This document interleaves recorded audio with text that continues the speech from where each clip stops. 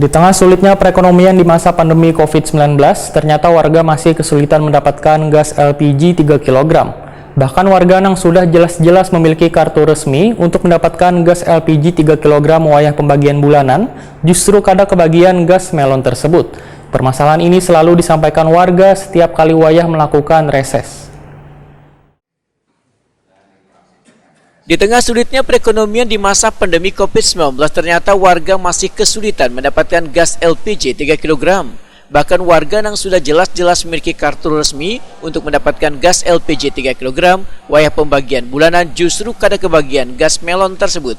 Permasalahan ini selalu disampaikan warga setiap kali wayah melaksanakan reses.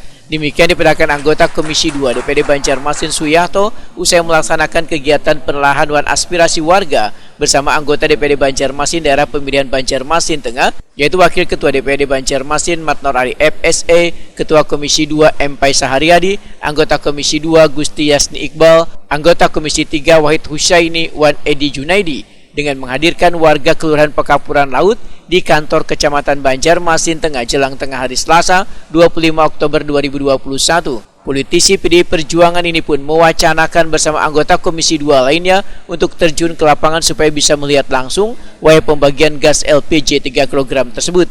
Menurut Suyarto, jikapun gas tersebut ada, harganya melebihi dari harga eceran tertinggi yaitu sampai berkisar Rp30.000 setabungnya.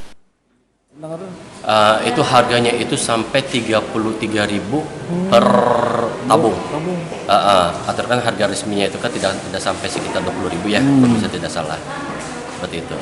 Memang pemerintah harusnya ini lawas kah sudah kejadian ini dengan adanya res ini ada sekitar beberapa bulan mereka yang pas dari pengumpul agen ya, dari agen itu ada beberapa kali sudah mengadakan itu, mereka itu ada yang tidak dapat, sedangkan mereka itu sudah mempunyai kartu. Oh ya, kartu dari pemerintah tuh lah. Iya, yang jelas itu kami tidak mau sampai ada permainan dari pihak LPG.